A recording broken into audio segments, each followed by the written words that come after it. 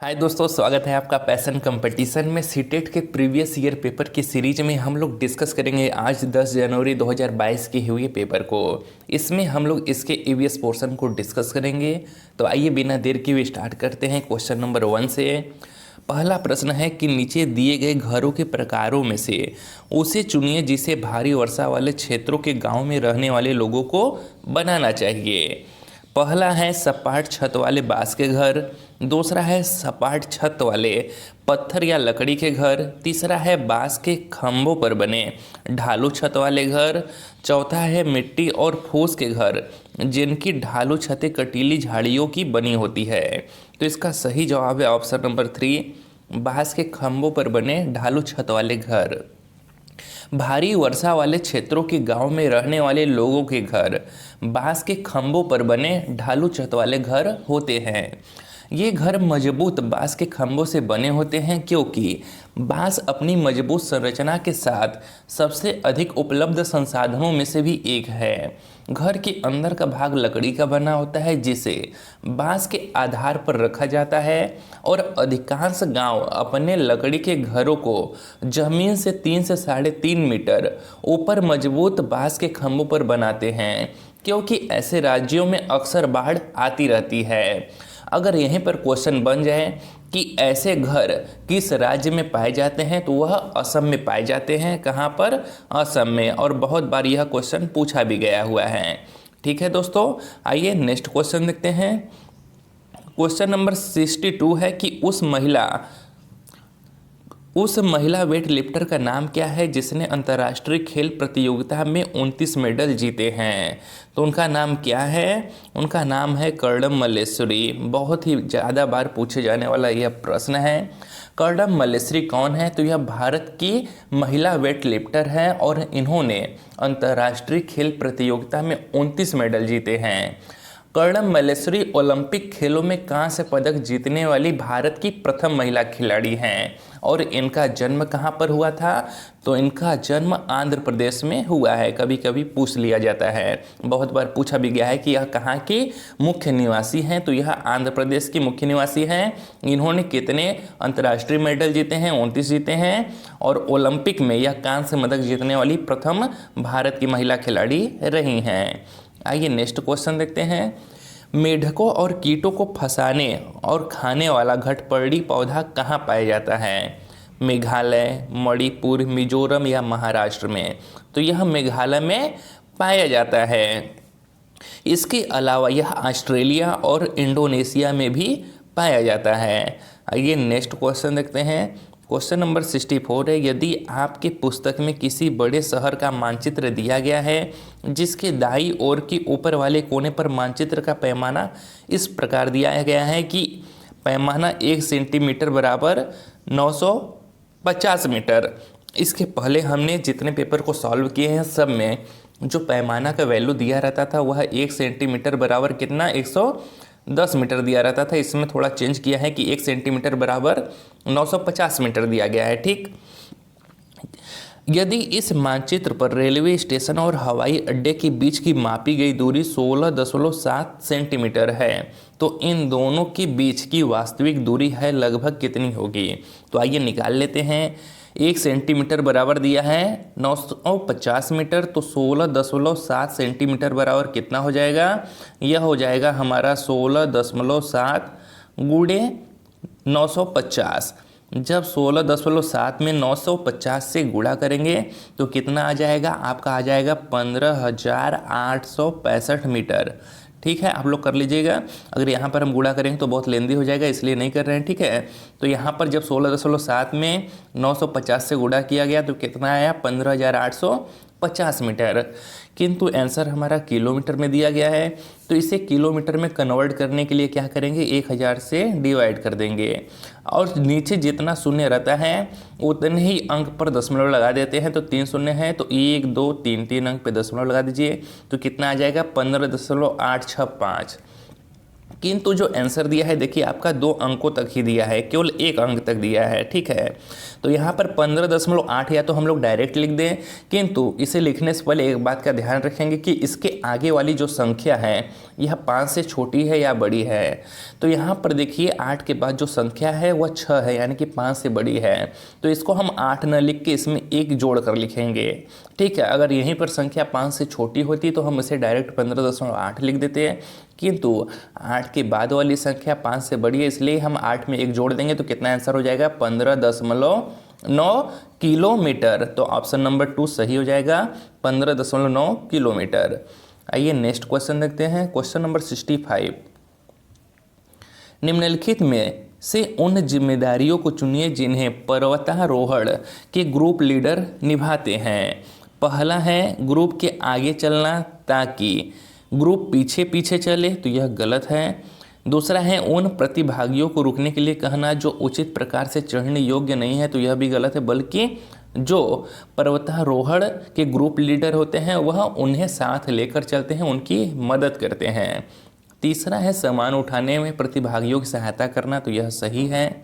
चौथा है प्रतिभागियों के रुकने और विश्राम करने के लिए उचित स्थान ढूंढना, यह भी सही है। पांचवा है जो अस्वस्थ हैं उनका ध्यान रखना और ग्रुप के लिए उचित भोजन की व्यवस्था करना, तो यह भी सही है। यानी कि तीसरा, चौथा और पांचवा सही है, सी, डी और ई। तो सही जवाब होगा आपका ऑप्शन नंबर 2।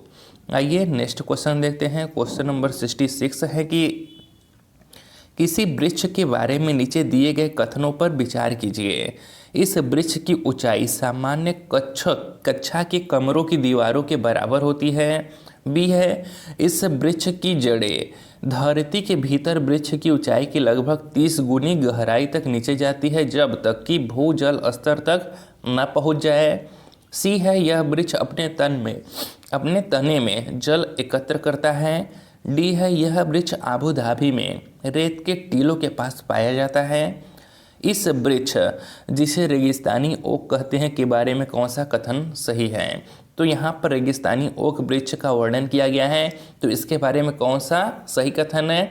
तो सबसे पहले हम इसके बारे में ओक वृक्ष आपका ऑस्ट्रेलिया में पाया जाता है, न कि आबू धाबी में। तो ऑप्शन नंबर डी तो गलत हो गया। और इसका नाम क्या होता है? रेगिस्तानी ओक होता है। और इसकी जो ऊंचाई होती है वह सामान्य कक्षा की दीवार के लगभग बराबर होती है, तो यह ऑप्शन नंबर ए सही होगा। फिर है कि इस वृक्ष में क्या होती है? पत्तियां बहुत ही कम होती हैं और इस पेड़ की जड़ें उस लंबाई तक जमीन में गहरी जाती है जब तक कि पानी तक न पहुंच जाए। ठीक है, तो ऑप्शन नंबर बी भी सही हो जाएगा। और इस इलाके में रहने वाले लोग क्या करते हैं? यह बात जानते हैं कि कभी भी इस इलाके में पानी नहीं होता तो वहाँ के लोग इसके तने के अंदर पतला पाइप डालकर पानी निकाल लेते हैं। ठीक है, तो यानी कि इस वृक्ष में क्या होता है? इसके वृक्ष के तने में जल भी एकत्रित रहता है। तो केवल ऑप्शन नंबर डी गलत है, बाकी ए, बी और सी सही है। ठीक है, तो इसका सही जवाब होगा आपका ऑप्शन नंबर 3 ए, बी, सी। आइए नेक्स्ट क्वेश्चन देखते हैं, क्वेश्चन नंबर 67। कोई एक्सप्रेस ट्रेन नई दिल्ली से मुरादाबाद होकर लखनऊ जाती है। इस मार्ग से होकर नई दिल्ली से लखनऊ की दूरी लगभग 504 किलोमीटर है। यदि यह ट्रेन इस दूरी को 7 घंटे में तय करती है तो ट्रेन की मीटर पर सेकंड में औसत चाल क्या होगी? दूरी हमें दिया गया है, समय भी दिया गया है, चाल निकालना है। तो औसत चाल बराबर क्या होता है? दूरी बट्टा समय होता है। दूरी आप लिख लीजिए, यहाँ पर कितना हो जाएगा? 504 है। समय कितना है? 7 घंटा है। यहाँ पर डिवाइड करवाइए, कितना हो जाएगा? 7 सत्ते 49, 7 दूना 14, यानी कि 72 किलोमीटर पर घंटा। किंतु हमें आंसर किस में निकालना है? मीटर पर सेकेंड में निकालना है। तो किलोमीटर प्रति घंटा को मीटर पर सेकेंड में कन्वर्ट करने के लिए हम 5/18 से गुणा करेंगे, तो क्या हो जाएगा? 18 कम 18, 18 चौक 72, 4 का गुणा 5 में कर दीजिए, यानी कि 20 मीटर पर सेकेंड आपका सही जवाब होगा ऑप्शन नंबर 2, 20 मीटर पर सेकेंड। आइए नेक्स्ट क्वेश्चन देखते हैं, क्वेश्चन नंबर 68 है। यदि आप भारत के मानचित्र पर कोई सरल रेखा खींचे तो भारत की राजधानी और पश्चिम बंगाल की राजधानी को मिलाती है, तो नई दिल्ली के सापेक्ष कोलकाता की दिशा होगी। ठीक है, क्या करना है आपको?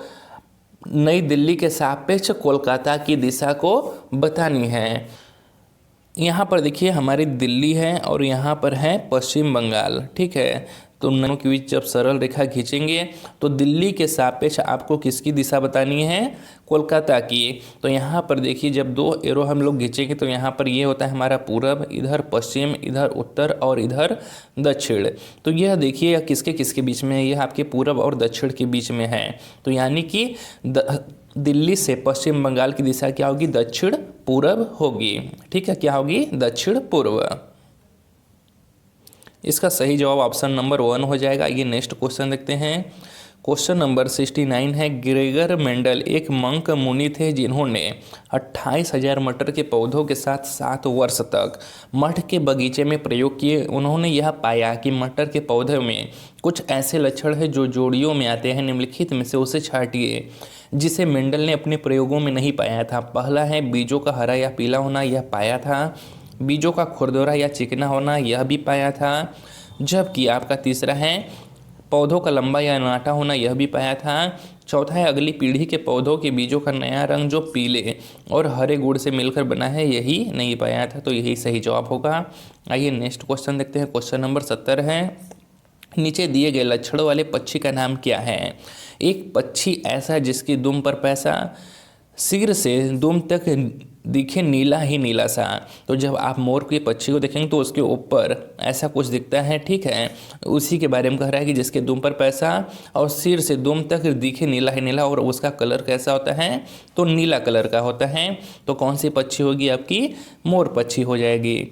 आइए क्वेश्चन नंबर 61 देखते हैं कि भारत में कितने राज्य हैं। तो आपके 28 राज्य है और केंद्र शासित प्रदेश पूछे तो आपके 8 है। आइए नेक्स्ट क्वेश्चन देखते हैं। क्वेश्चन नंबर 72 है, निम्नलिखित में का मिलान कीजिए। कॉलम 1 कॉलम 2 दिया है। अगर कीट की बात करें तो कीट कौन सा होता है, काकरोच होता है। पक्षी, पक्षी के अंतर्गत उल्लू आ जाएगा। सरीसृप कछुआ होगा और स्तनधारी आपका चमगादड़ होगा, यानी कि ऑप्शन नंबर 4 आपका सही हो जाएगा।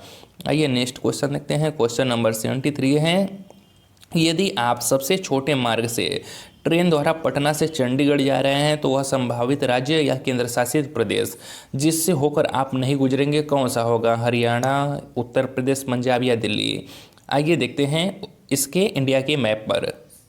यहाँ पर है आपका पंजाब और यहाँ पर है आपका बिहार की राजधानी पटना। जब यहाँ से इन दोनों के बीच एक सीधी रेखा खींचेंगे तो हम उत्तर प्रदेश से होकर भी जाएंगे, दिल्ली से भी जाएंगे, हरियाणा से भी जाएंगे, जबकि पंजाब से होकर नहीं गुजरेंगे। तो इसका सही जवाब होगा आपका पंजाब। इसका सही जवाब पंजाब होगा। आइए अगला क्वेश्चन देखते हैं। क्वेश्चन नंबर 74 है, मच्छरों से फैलने वाले 3 रोगों का समूह कौन सा है। तो वह है आपका मलेरिया, डेंगू और चिकनगुनिया। अगर वीडियो अच्छा लगा हो तो वीडियो को लाइक और चैनल को सब्सक्राइब करिएगा दोस्तों। इस वीडियो का लास्ट प्रश्न देखते हैं, क्वेश्चन नंबर 75, और बचे हुए 15 क्वेश्चंस को हम लोग नेक्स्ट वीडियो में डिस्कस करेंगे। 3 खाद्य पदार्थों का वह समूह चुनिए जिनमें आयरन प्रचुर मात्रा में पाया जाता है। तो वह कौन कौन सा होता है, वह होता है आपका आंवला, पालक और गुड़। कौन कौन सा, आंवला, पालक और गुड़, इसमें प्रचुर मात्रा में आयरन पाया जाता है। अगर वीडियो अच्छा लगा तो वीडियो को लाइक और चैनल को सब्सक्राइब करिएगा दोस्तों।